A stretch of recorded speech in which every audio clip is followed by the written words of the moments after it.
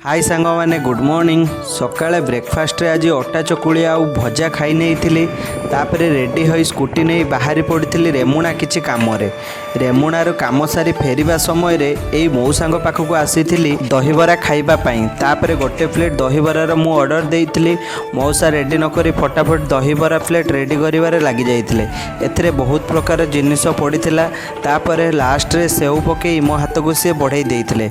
मौसांग location टी हेउची government polytechnic opposite रे। इवनिंग रे पुणी मु रेडी होई कार नहीं बाहरी पड़ी चांदीपुर पाई। किछि समय रे मु आसी पहुँची जाइथिली चांदीपुर रे। संध्या समय होइथिबारु चांदीपुर टिके भल देखा जाउतला, किंतु कौन करिबु सेही पानीर समस्या चांदीपुर रे सरिलानी। काहेकि ना पानी तो बहुत दूर रे थाए।